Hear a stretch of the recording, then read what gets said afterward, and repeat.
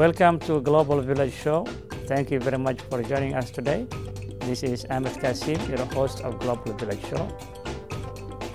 Today we have two great guests, Dr. Ralph Weeks, who is the president of Medicine at College in Medicine Hat and Medicine at and Brooks Campus. And we have manager of Brooks Campus, Reg. Welcome to Global Village. It's our pleasure to be here. Thank you. Thank you. Could you please tell us a little bit about yourself? I came with my young family in the early 80s, and our intention was to stay, but for a short time. Here we are almost 30 years later. We obviously love the area and continue to stay here. Most of that time I worked at the college, and I was appointed president in January of 1995. So I've been with Medicine Hat College a substantial amount of years, and certainly in the area for even longer. You must be doing good then, I guess, from 95. Yeah, well, I like to think so. Yeah, Yes. that's good. What about Raj? I'm a native Albertan, born in Hanna, and very familiar with the community in eastern and southern Alberta. Moved to Brooks 7 years ago to accept the position as manager of the Brooks campus. I've been with Medicine Hat College for the last 7 years. In my background, I've been involved with a number of post-secondary institutions and in the field of agriculture also. Okay. Could you tell us, Doctor, a little bit about the history of Medicine Hat College as an institution? In the early 1960s, the local school board discussed the whole idea of advanced education and the idea of the establishment of a college. And that resulted in 1965 building the current, or at least opening Medicine Hat College. It opened in a facility of the local high school. It opened with, believe it or not, 97 students full-time and 11 part-time students. It grew, and in 1971 it was officially opened in the facility that we're currently housed in. It was opened by the Lieutenant Governor of the day, Grant McEwen, who over the years had been a strong advocate of education. In fact, McEwen University in Edmonton is named after Grant McEwen. The college continued to grow, and in 1979 we opened our campus in Brooks, and it was opened in the old hospital close to the Legion in Brooks, and it was there for a number of years. And Harry Viner, who was a local businessman, and at one point the mayor of Medicine Hat donated 26 hectares to Medicine Hat College, and we built our facility, which was opened in 1991. The facility in Brooks is a very attractive building. It certainly held its own over those ensuing years and continues to be a very active community hub in the community of Brooks. You want to add something, Raj? No, just to echo that, it's a great asset for the community. In 2002 we added residences, so there's 32-bed, two-building residence there also for students. Oh, that's great for the community of Brooks. So how big the main campus is then? Well, the college continued to grow over the years, and in any one given year the college serves approximately 9,000 students in a number of different capacities. We have a number of full-time credit programs. We have a full cadre of part-time general interest type programs. The community at large use our college as a community center in many different ways. So in any one given year, it's roughly over 9,000 participants, including our Conservatory of Music and Dance. We have a wide variety of offerings. In the 1990s, we began down the avenue of offering degree completion here in Medicine Hat.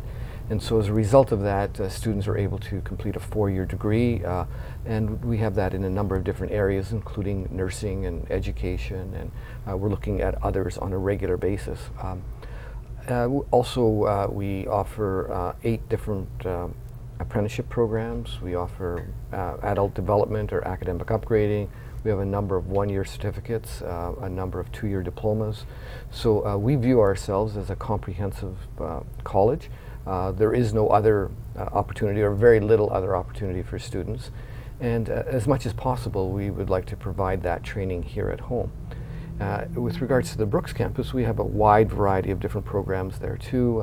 There is a university transfer part of that. At one time, we offered 2 years university transfer. Currently, we offer a number of different courses that can lead towards first and second year of a university degree. There are a number of different certificate and diplomas that are also offered at our Brooks campus.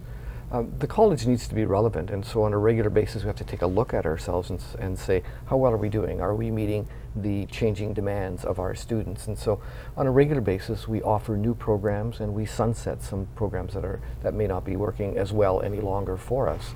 And so that process continues. And we need to do that in close consultation with our community. For example, what we do on a regular basis, roughly every 3 to 5 years, we do a community survey and we ask the community what they feel we're doing well, what they think we might want to do differently. That's but one component of it. The other, of course, is whether or not students are attending the program. The real test of how well we're doing is whether or not students are attending our programs and subsequently getting jobs in the field in which they're being trained.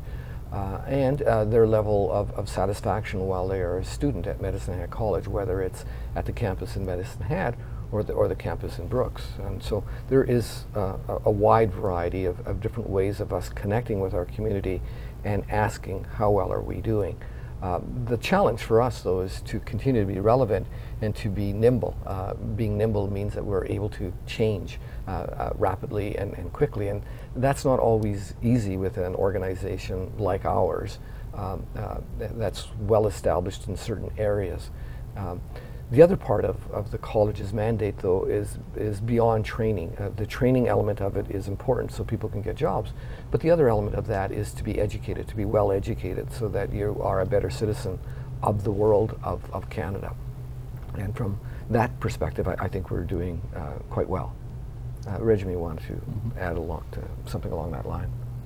No, I think, in terms of at Brooks and the Brooks community, to a large part, we echo that, obviously on a smaller scale. To some extent, our numbers might be in the 10% area. We also are involved in continuing studies offerings at the Brooks campus. And again, in terms of reacting to community change and enrollment patterns and so on, even this year is a good example of where we're reviewing and reintroducing and introducing new programs this coming year at the Brooks campus. Okay. So all the programs that you mentioned are being consulted or consultation with the community's need. Well, there are many ways that we do that, but in fairness to that question, many of the programs that we currently offer, we've offered for many years. Like most universities and colleges, you establish a certain core.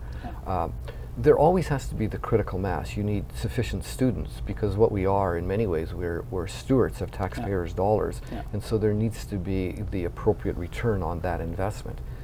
We do note that from research that students that do participate in advanced education earn more money, are less of a burden on society, the social welfare system, healthcare, the penal system. And so we see and we view, Reg and I, that money that is spent by the taxpayer on education is a major investment in the future. And so we continue to be strong advocates of advanced education.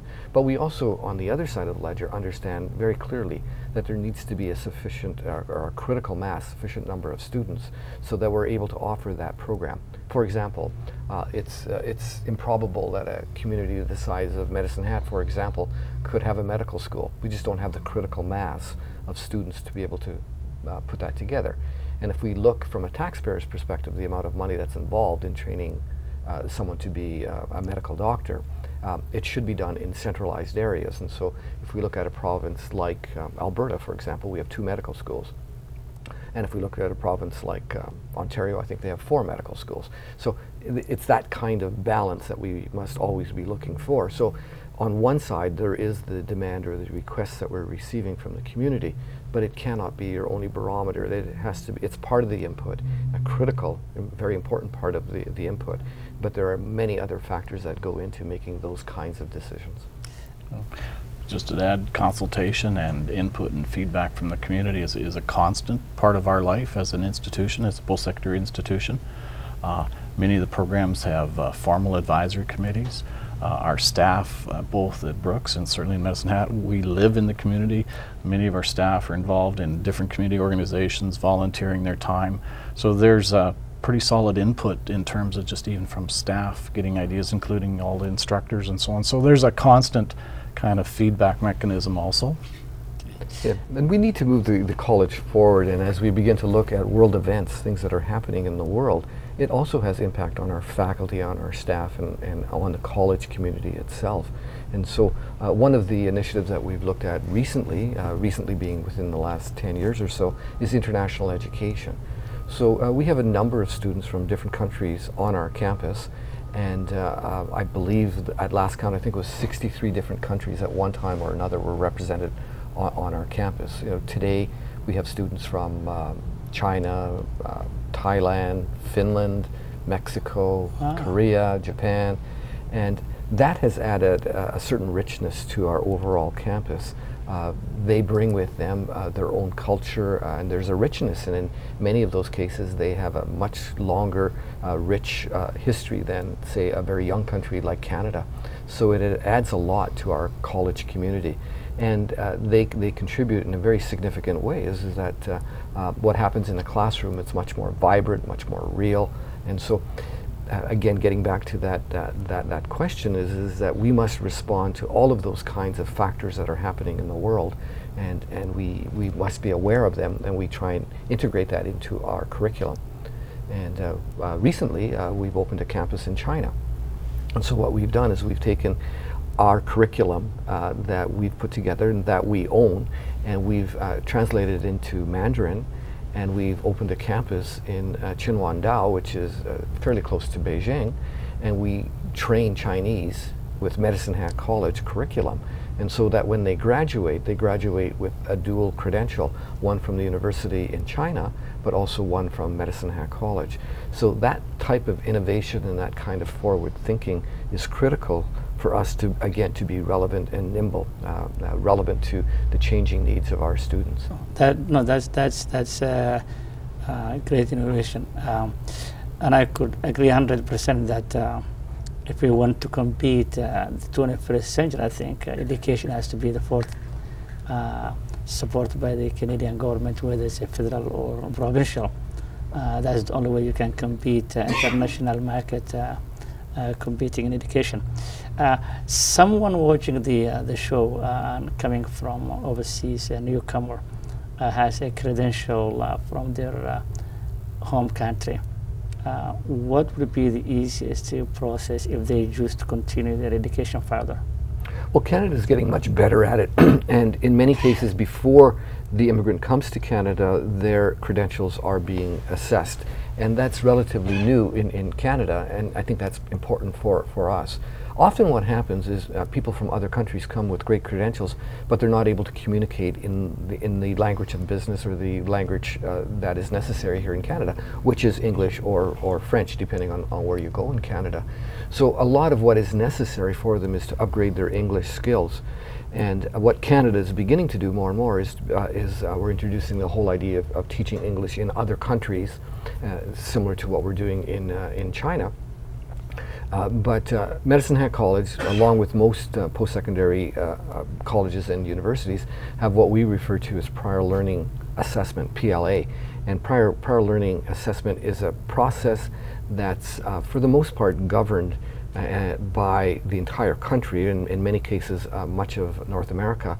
And so we have a set of standards, and so we're able to assess someone coming out of Europe or Africa or Australia or whatever it might be, based on a certain set of criteria. Because we all know that a credential from another country may not be equivalent to what it might be in this country.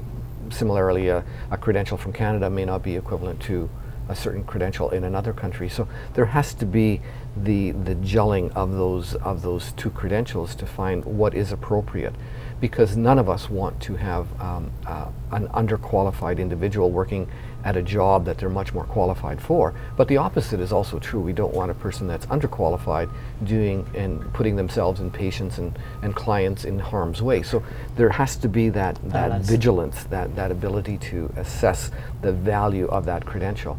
The other part of it is and if you look at the medical profession, is there is upgrading that's available to international physicians that are coming to this country. So as opposed to starting at the bottom rung of the ladder, they're able to start at some other level, and then there is direct training that is necessary so that because each country has a certain cultural aspect of whatever it might be, whether it's engineering, law, medicine, and some of that culture needs to be available to foreign students coming to us. Canada has to recognize that our population cannot and will not sustain our lifestyle. We need immigration. Immigration is critical for the future success of our country. We know now that Alberta does not produce enough children for us to continue at our current level, as opposed to any kind of growth. And so the Canadian government and the Alberta government have recognized this, and there are special initiatives.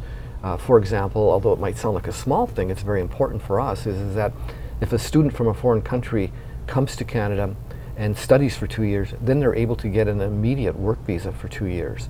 That's relatively new in Canada. That's only 2 years old now. And so that's important, and it allows us to attract students. The other thing that we have to be very cognizant of too is that not all foreign students want to live in Canada.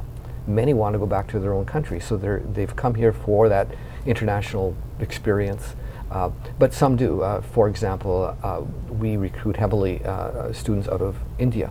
Most students out of India want to stay in Canada. Yeah. But we find that more and more students from China want to return to their country. And so we have to have that diversity and that flexibility. But what your audience has to understand is that for us as a country to be successful, we have to welcome and encourage and support immigrants, because they're very important to the future success financially, socially, culturally of Canada. You want to add something? Well, not really. I just again would echo that, and the post-secondary institutions like Medicine Hat College work closely with the provincial and Ministry of Education, Advanced Education, and also with professional colleges and professional associations in terms of reviewing credentials and assessing individuals. And we take that very seriously in terms of assessing individuals, in terms of being fair to them and giving them honest opinions in terms of where their gaps are in their education and training also. Well, that's good. So this will lead me my question of diversity. As you mentioned, Canada will need immigrants for many years to come if we want to keep the growth of the economic of 21st century. There's no questions about. What, in your own opinion, are the advantage of a diverse community as opposed to one that is the tradition community? I have the advantage of traveling abroad on a regular basis. I visit many countries and do it on an annual basis. Usually I travel internationally 2 or 3 times each and every year. So it gives me a sense of what the world is all about. And from a very personal perspective, each time I return to Canada, I come back a richer, a stronger, a smarter person because of the experience I've had in other countries. Other countries have, because they don't have the wealth necessarily, or the resources, or the English skills, doesn't necessarily mean that they don't have a great deal to offer. There's a great deal of richness in cultures from other countries. And we have to recognize in Canada that we're approximately 200 years old. There are a lot of cultures out there that are 1,000 years old. And so they, over years, have come up with a certain richness and a certain beauty that is worth considering, or even just standing back in awe of and taking a look at. So from my point of view, it's a very important part of what the world is all about. And when we look at the anger and the fighting and the wars around the world, I think if our young people have the opportunity to have a global perspective, to internationalize their education, that the potential for fewer wars and fewer anger, the fewer debates is real. And I think that's the kind of investment we need to make in our young people. They have to recognize that it's but one planet, and that we, for the most part, have a great deal more in common and than we have that is in contradiction with each other, and that we need to genuinely and sincerely care about each other. That's my personal perspective. I'm very proud from the point of view that Medicine Hat College has a very diverse curriculum now. When Reg and I started at the college, that was not the case. For the most part, we all looked alike, we all studied the same things, and there was very little debate or discussion from an international perspective. That has changed in a very significant way, and we are a much richer college community as a result of that. And that has also trickled out now into the community at large. And from that perspective, I think it's really important that we continue that trend and we continue to have that movement forward. And the way that we understand each other better is to spend more time together. And whether it's our business students in Japan, or our hospitality students in Thailand, or Chinese students here in Canada, we are a much better country, and we can harmonize our differences much more quickly if we understand the beauty that's in the world around us. Mm-hmm. Yeah, and just again in our local small Brooks community, the Brooks campus, we're so fortunate to see that in terms of the students from a variety of countries in our classrooms. You walk into any classroom and it's exciting to see the different countries represented. And Medicine Hat College, just to echo and support what Ralph has been saying, is extremely supportive of that. And anyone in our community that's familiar with our Newell Regional Expo initiative, Medicine Hat College provided the financial opportunity to help that society move forward in terms of promoting diversity in the Brooks and Newell region. So that was thanks to Medicine Hat College also. It's not to suggest that there are not inherent issues or problems with that kind of diversity. But from our perspective, that's not necessarily a bad thing. It's better to work out those minor differences than to go to war with each other at some later date.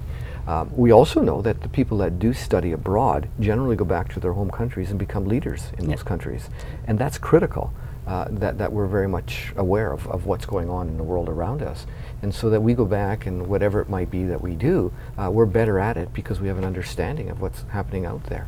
And if we look at history and progress, for the most part, it's built on whatever has come before us. And once we were able to transmit knowledge to the next generation, we continue to build on that generation. And so from an international perspective, we're able to build on an international curriculum, a global perspective. And I think the world is a much safer, much better place to live as a result of that.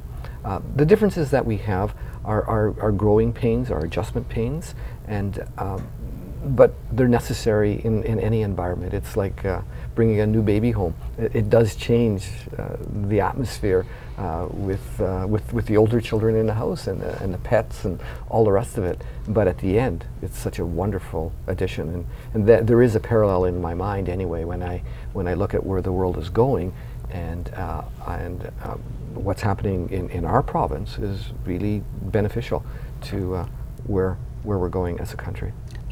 No, that's true, Doctor. And I think speaking on the area that we live, City of Brooks, County of Newell, as Rach mentioned, it's a very diverse population. And sometimes I remember back then when I ran the city council in Brooks, one of my friend who happened to be also from Africa came to me and says, "You must be joking." I said, "Why?" He says, "You're not a black guy?" I said, "Oh, thanks for reminding me. I just don't remember that. But thanks for reminding me that I'm a black man." But that is not the case. The case is the issue of what you want to bring to the table for the community, that their vision of collectively as a human race, as the city we live, and what you have for the citizens of the area to move on for the next chapter. So that was more likely to to show the person that no, we are all in one basket, and if you have something to offer, the community will vote for you regardless of the skin of your color. And that's why today we have Lady Premier, I think, in our province, Madam Alison Redford. So things are changing to the positive way. I fully agree with the assessment. The question that I have is, apart from the diversity, is the ESL. As you very know that newcomers, when they come, the most difficult thing that they have is the ESL. And someone to have a communication with other people, whether English, which is this province is Anglophone, is the communication of English. What the vision of the college is for the ESL aspect?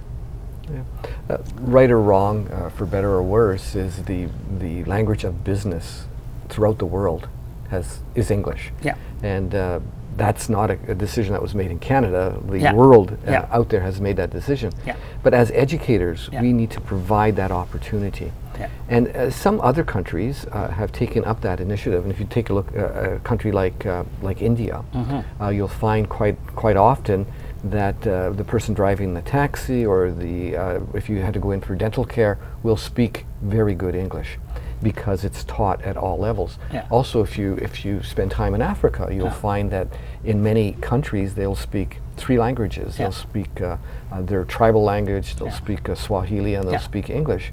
And so we do have a responsibility, we have an obligation to provide English skills to Canadians, but also to anyone that is choosing to live in Canada. But it's well established when you sit down and you talk to a young person, regardless of where the country might be, is they'll come and test their English with a person like me, is because they recognize for them to advance, they need to have a level of proficiency in English. And so it's working out there. And what seems to be happening is, if you spend time in a country or a city like Tokyo, there are a number of English schools, because as prosperous as Japan is, they didn't promote the speaking of English, but they've recognized it in the last 20 years, and so there are more and more young people speaking English now in Japan than historically was the case. So from the college's perspective, we offer English as a second language, and roughly I think we have at any given time anywhere from about 100 to 200 students that would partake in that kind of program. It's an important part of what we offer. We also offer upgrading because whether it's a new Canadian or a native Canadian, they've lost their skill if they've been out of school for a long period of time. So what we offer is adult development or academic upgrading. And so students will come to us, we'll assess their current level, and then we'll try and develop a program for their specific needs over a period of time. And at some point then they're able to graduate with the equivalency of a grade 12 diploma. And that's worked very well in Brooks since the day we opened, and it continues to work in both of our campuses. Again, it's one element of what the college does. Is Medicine Hat College's average age of a student is 27. And we do also know that the participation rate of adults in post-secondary education in our region is a very low number. Alberta, because of, we claim it's because of there's jobs available, not as many people go to post-secondary as they do in other provinces. And as a result of that is that we're finding that more and more students, when there is a slump in the economy, or they get at a point in their careers or their lives, they recognize that maybe they need to go back to college, because most people recognize that there's a direct parallel with the amount of money that you're able to earn and the amount of education that you have. So we're finding that more and more students are coming at a later age. Well, that's the conclusion of our show today. Thank you very much for both Dr. Ralph and Reg for coming, and great to have you. And we hope to see you next time as a guest with Global Village Show. It was our pleasure. Thank you. Thank you. Yeah, this was the conclusion of Global Village Show, and we are very great to have both our guests today. Until then, we hope to see you, and we hope you to join us our next segment. Until then, have a great day.